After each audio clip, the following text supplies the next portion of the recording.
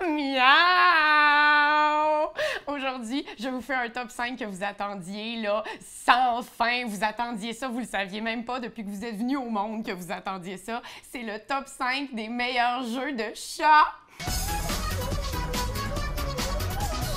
Non, mon numéro 5, déjà en partant, c'est super simple. On y va dans le plus simple possible de Cats Games. Là, déjà, il y a un petit perk supplémentaire. La boîte, elle a du poil. Je sais, c'est déjà excitant. C'est un jeu super simple dans lequel on fait des dessins. En fait, c'est un Pictionary où on ajoute la petite difficulté de devoir introduire une photo de chat dans l'image. Donc, il faut dessiner par-dessus le chaton et essayer de faire deviner 3 catégories à travers tout ça. Donc, The Cat Game, cute, cute, cute. Après ça, mon numéro 4, ce serait Sherlock Holmes. Et ça, là, on va y donner une petite étoile parce qu'il est beau, là. Les illustrations sont tripantes et nous sommes des détectives félins, attention, ni plus ni moins, qui essayons d'attraper le méchant gros siamois, là, qui est en haut, là, himalayen, qui nous fait du mal. Et si on ne réussit pas à l'attraper avant le temps écoulé, on devient le responsable au nettoyage de la litière du commissariat.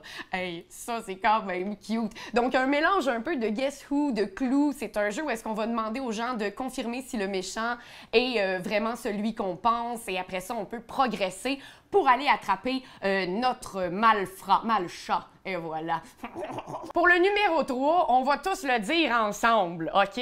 Donc, le numéro 3 du top 5 des jeux de chat, Exploding Kitten! Ben oui, donc, je veux dire, on le voyait venir. Le jeu qui a eu le Kickstarter le plus phénoménal ever.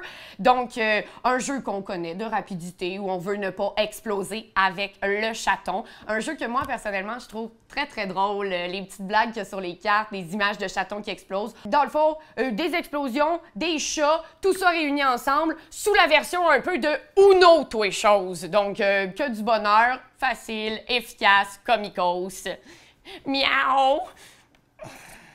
C'était un ronron, là.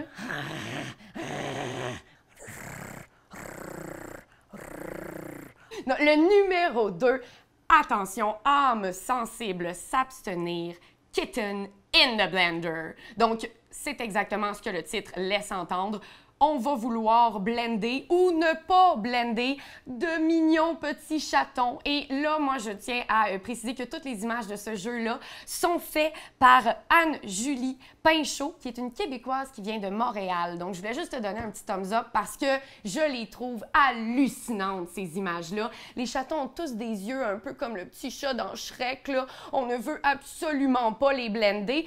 Mais quand même, on va vouloir blender sur des amis pour pouvoir progresser. Une histoire de couleur, en fait, une histoire de pouvoir avoir le plus des cartes de notre couleur à la fin pour gagner en essayant de blender le plus des chatons des amis. Bref, chicane familiale, homicide félin, que du bonheur. Je vois pas ce qui manque à ça. Et le numéro 1... Félinicide.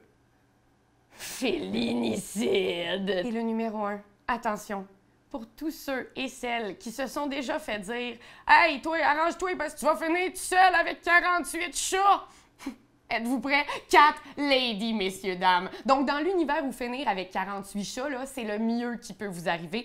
Vous êtes une dame qui souhaite amasser des chats, qui souhaite en fait faire des paires, ramasser un deck de chats semblables pour pouvoir faire le plus de points. Et pour faire des points, il faut nourrir les chats avec certaines ressources. Donc, il y en a qui vont manger du lait, il y en a qui vont manger de la viande, il y en a... On peut aussi déguiser les chatons avec des costumes et tout ça dans l'optique de rassembler des cartes ensemble, faire des paires pour pouvoir avoir le plus de chats. C'est d'une simplicité désarmante et moi, ce que je trouve fabuleux dans tous ces jeux-là, c'est on aime les chats. Je connais rarement de gens. Les gens qui n'aiment pas les chats, là, c'est des gens qui s'aiment pas eux-mêmes. C'est un peu violent à dire comme ça. Tout le monde aime les chats. Tout le monde aime, surtout les chatons. Tout le monde aime ça. Donc, ces jeux-là nous emmènent dans une optique où est-ce qu'on se dit, mais je ne veux pas que le chat il meure, je veux qu'il survive. Donc, on a un but secondaire dans le but du jeu, donc de gagner, mais aussi de donner la plus belle vie à ces chats-là possible. Les SPA débordent à Montréal, on ne veut pas finir de même. Donc, Moi, c'est sûr, j'adore les jeux qui sont beaux, mais j'adore aussi les jeux qui m'emmènent à vouloir embarquer dans le backstory, vouloir jouer avec la thématique du jeu, en fait, qui me forcent même à plonger dedans. La majorité des jeux ici, c'est ça qu'ils font, en plus d'être accompagnés de ronrons, de poils et de petites patounes. Oh. Quand t'aimes quelque chose, tu donnes des bisous dessus. Mais comme c'est un ordinateur, tu donneras pas de bisous. Tu vas plutôt commenter, puis tu vas partager. Oh oui, partager, partager, partager. C'est la leçon de Jésus!